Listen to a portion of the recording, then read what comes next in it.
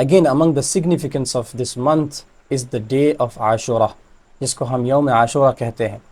Day of عاشورہ اگر ہم نہیں جانتے اس کا کانٹیکسٹ کیا ہے تو ان simple words day of Ashura is the same day جس دن بنی اسرائیل اور موسیٰ علیہ السلام کو فرعون اور اس کے قوم سے نجات حاصل ہوا. تو موسیٰ علیہ السلام نے اللہ رب العالمین کا شکر کرتے ہوئے یہ روزہ رکھا جو کہ دا 10th آف دا محرم یعنی یوم عاشورہ ہے. اور اللہ کے رسول صلی اللہ علیہ وسلم کے زمانے میں اور جب زمانہ جاہلیت میں یہود اس روزے کو رکھتے تھے اور حتیٰ کہ قریش بھی یہ روزہ رکھتے تھے. تو اللہ کے رسول صلی اللہ علیہ وسلم جب مدینہ آئے تو اللہ کے رسول صلی اللہ علیہ وسلم نے بھی یہ روزہ رکھنا شروع کیا اور اپنے امت کو اس کی تاکید کی، جس طرح کہ ہمیں حدیث نبوی صلی اللہ علیہ وسلم سے پتہ چلتا ہے. اس میں 3 احادیث جو میجر احادیث آئے ہیں جس سے ہمیں یہ پتہ چلتا ہے کہ اللہ کے رسول صلی اللہ علیہ وسلم نے اس روزے کو رکھا اور کس طرح سے رکھا. سب سے پہلے حدیث ابن عباس سے ہمیں یہ پتہ چلتا ہے کہ انہوں نے کہا کہ جب اللہ کے رسول صلی اللہ علیہ وسلم مدینہ آئے تو اللہ کے رسول صلی اللہ علیہ وسلم نے یہود کو یہ روزہ رکھتے ہوئے دیکھا. تو ان سے پوچھا کہ یہ آپ روزہ کس چیز کا رکھتے ہو؟ تو انہوں نے کہا کہ یہ اسی دن کے وہ اس اچھے دن کی وجہ سے ہے جس دن موسیٰ علیہ السلام کو اللہ رب العالمین نے قوم فرعون اور فرعون سے نجات دی تو ہم یہ روزہ رکھتے ہیں. تو اللہ کے رسول صلی اللہ علیہ وسلم نے کہا کہ میں زیادہ حقدار ہوں اس روزے رکھنے کا، کیونکہ موسیٰ علیہ السلام is a prophet and Prophet صلی اللہ علیہ وسلم himself is a prophet. تو زیادہ اللہ کے رسول صلی اللہ علیہ وسلم نے اپنے آپ کو حقدار کہا، اس لیے کہا کہ یہود اور مشرکین سے زیادہ اللہ کے رسول صلی اللہ علیہ وسلم اس چیز کا حقدار ہے کہ حضرت موسیٰ علیہ السلام جس کام کو اللہ رب العالمین کا شکر ادا کرنے کے لیے کرتے تھے وہ آپ صلی اللہ علیہ وسلم کریں. اسی طرح حضرت عائشہ رضی اللہ عنہا نے روایت کیا ہے کہ اللہ کے رسول صلی اللہ علیہ وسلم یوم عاشورہ کا روزہ رکھتے تھے اور اسی طرح قریش بھی روزہ رکھتے تھے جاہلیت میں. اور جب رسول اللہ صلی اللہ علیہ وسلم مدینہ آئے تو آپ صلی اللہ علیہ وسلم نے روزہ رکھا اور آپ صلی اللہ علیہ وسلم نے اپنے اصحاب کو بھی یہ روزہ رکھنے کے لیے حکم دیا. And this hadith mentions another very important thing that جب رمضان کے روزے فرض ہو گئے تو اللہ کے رسول صلی اللہ علیہ وسلم نے کہا کہ جو چاہے عاشورہ کے روزہ رکھ لیں اور جو چاہے وہ اس دن افطار کر لے، اس میں کوئی حرج نہیں ہے. یعنی رمضان کے روزے پہلے فرض نہیں تھے تو زمانہ جاہلیت میں بھی لوگ یوم عاشورہ کا روزہ رکھتے تھے حضرت موسیٰ علیہ السلام کے نجات کو مان کر. And here we should also take on a very important thing which is کہ یہی وہ چیز ہے جس کے بنا پر اس دن کا روزہ رکھا جاتا ہے. یعنی حضرت موسیٰ علیہ السلام کا اللہ رب العالمین کا حضرت موسیٰ علیہ السلام کو اس دن نجات دینا فرعون کے قوم سے، اس کے بنا پر ہی یہ روزہ رکھا جاتا ہے. کیونکہ اللہ کے رسول صلی اللہ علیہ وسلم نے یہ روزہ رکھا اور اس کے بعد صحابہ کرام نے رکھا، اس کے بعد سلف صالحین نے، اور اس کے بعد پوری امت نے اس چیز پہ اتفاق کیا کہ یہ روزہ رکھنا سنت ہے. اس چیز میں یہ اس لیے ضروری ہے کہ اس طرح کے کچھ اقوال پائے جاتے ہیں کہ یہ روزہ اس لیے رکھا جاتا ہے کیونکہ اللہ رب العالمین نے اس دن زمین و آسمان کو پیدا کیا، اور کچھ لوگ اس دن کو اس لیے روزہ رکھتے ہیں کیونکہ اس دن حسین رضی اللہ عنہ شہید ہوئے.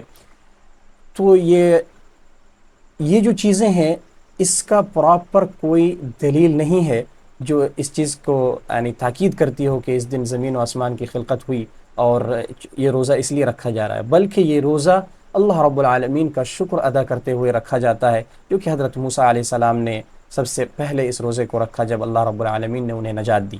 اور اس چیز پہ جتنے بھی دوسرے اقوال ہیں یا جو کہا جاتا ہے وہ سارے اقوال کی کوئی صراحت سے دلیل نہیں ملتی، واللہ عالم.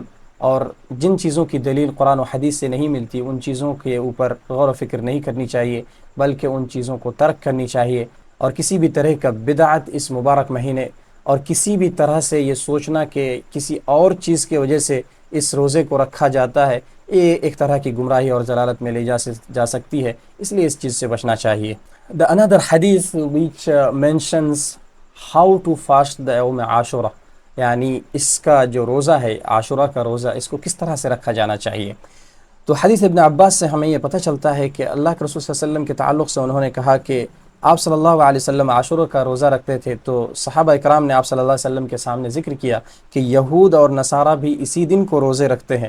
تو آپ صلی اللہ علیہ وسلم نے کہا کہ آنے والے سال ہم انشاءاللہ اس دن کا بھی روزے رکھیں گے اور اس سے پہلے دن بھی روزے رکھیں گے. یعنی 9th ڈے جو محرم کا ہوتا ہے اس میں آپ صلی اللہ علیہ وسلم نے روزے رکھنے کا عہد کیا. اس سے ہمیں یہ حکم پتہ چلتا ہے کہ جو عاشورہ کا روزہ ہے وہ 2 روزے ہیں، تاکہ ایک روزہ پہلے یوم عاشورہ سے پہلے رکھا جائے. اس چیز میں امام نووی رحمہ اللہ نے کہا کہ اس چیز میں جو حکمت ہے وہ سب سے بڑا حکمت یہی ہے کہ 2 روزے سے یہود اور نصارہ کی مخالفت کی جائے. یعنی وہ بھی اس دن کے روزے کو رکھتے ہیں، تو جب مسلمان اس دن میں 2 روزے رکھیں گے تو ان کی مخالفت ہو جائے گی اور مسلمان ان کی مشابہت سے بچ جائیں گے. اور اسی لیے یوم عاشورہ کے 2 روزے رکھے جاتے ہیں، ایک یوم عاشورہ کے دن کا اور ایک اس سے پہلے کا دن کا. And now it is very important and crucial to know what is the significance of fasting on the day of Ashura. عاشورہ کا جو روزہ ہے اس روزے کا کیا اہمیت اور فضیلت ہے. اللہ کے رسول صلی اللہ علیہ وسلم سے حضرت ابو قتادہ رضی اللہ عنہ نے روایت کیا ہے کہ ایک آدمی نے اللہ کے رسول صلی اللہ علیہ وسلم کو یوم عاشورہ کے روزے کے تعلق سے سوال کیا، تو آپ صلی اللہ علیہ وسلم نے کہا کہ احتسب علی اللہ ان یکفر السنة التي قبلہ، یعنی میں اللہ رب العالمین پر پوری طرح سے امید رکھتا ہوں کہ اللہ رب العالمین اس روزے کے ذریعے سے پچھلا 1 سال کا گناہ معاف کر دیں گے. سبحان اللہ. This is a huge thing. This is the blessing of Allah subhanahu wa ta'ala. And how merciful Allah subhanahu wa ta'ala is that He gives us the chance to be forgiven for the entire year that we spent. آپ کے جتنے بھی گناہ ہیں پچھلے سال کے، اور یہ گناہ کون سے گناہ ہیں جو اللہ رب العالمین پورے سال کے گناہ معاف کر دیں گے، وہ اہل علم نے اس بات پر اتفاق کیا ہے کہ وہ صغیرہ گناہ ہے جو اللہ رب العالمین معاف کر دیں گے. But still do not think that اللہ رب العالمین صرف صغیرہ گناہوں کو معاف کر دیں گے اس کے ذریعے سے. سبحان اللہ. Thinking in a such way is wrong. Still نیکیوں کی کمی قیامت کے دن اس طرح سے ہوگی کہ لوگ نیکیوں کے لیے ڈھونڈتے پھریں گے. اسی طرح ایک چھوٹا سا گناہ بھی قیامت کے دن ہمارے لیے، ہمارے نامہ اعمال کے لیے خطرہ ثابت ہو سکتا ہے. بٹ گیون دیٹ اللہ رب العالمین پورے 1 سال کا گناہ معاف کرتا ہے، سبحان اللہ، it's a blessing. And a Muslim must strive to get this blessing by fasting just a single day of this month. سبحان اللہ. اس چیز کو نیگلیکٹ اس طرح سے نہیں کیا جانا چاہیے کہ یہ تو ایک سنت ہے، that it's just a sunnah. No, it's not just a sunnah. Think of it, akhi, wallahi, think of it. An entire sana, an entire year will be forgiven from the sins. سبحاناللہ. یہ کتنی بڑی نعمت ہے، اور اس چیز کو کبھی بھی چھوٹا سمجھنے کی بالکل ہی کوشش نہ کریں، بلکہ اللہ کے رسول صلی اللہ علیہ وسلم کی سنت کو زندہ کرنے کا ایک الگ ریوارڈ بھی ملے گا، اور اس کے ساتھ پورے 1 سال کے گناہ اللہ رب العالمین اس روزے کے ذریعے سے معاف کر دیتا ہے. اللہ کے رسول صلی اللہ علیہ وسلم کی یہ حدیث اس مہینے کے اور اس مہینے کے ایک خاص دن کے روزے کے فضیلت کو بیان کرتی ہے. سبحان اللہ.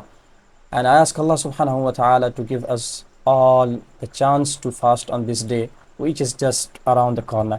Inshallah, try for it, and inshallah, try to fast on this day. It has a huge significance. اگرچہ ہمیں شاید سمجھ میں آئے یا نہ آئے، ہم کس طرح سے اس چیز کو سوچتے ہیں، but it is really important to fast on this blessed day of this month of Muharram. Also, do not limit yourself to the fasting on the day of Ashura only, because this month, subhanallah, it's a blessed month. یہ حرمت کے مہینوں میں سے ہے، تو آپ اور اگر ہم صرف اور صرف عاشورہ کے روزوں پہ اکتفا کریں گے، this is absolutely wrong. اس مہینے کو زیادہ سے زیادہ روزے رکھنے کی کوشش کرنی چاہیے، کیونکہ اللہ کے رسول صلی اللہ علیہ وسلم نے اس مہینے کے تعلق سے کہا ہے کہ اس مہینے کے روزے دوسرے مہینوں کے مقابلے میں، یعنی جتنے بھی نفلی روزے ہیں جو ہم تطوعی طور پر رکھتے ہیں، ان کے مقابلے میں اس مہینے کا روزہ بہت زیادہ بہتر ہے ثواب کے اعتبار سے. تو لہٰذا ہمیں یوم عاشورہ کو بھی روزہ رکھنے کی کوشش کرنی چاہیے، اور اس کے علاوہ بھی اس مہینے میں کئی سارے نفلی روزے رکھنے کی کوشش کرنی چاہیے. اللہ رب العالمین ہمیں اس چیز کی توفیق دے.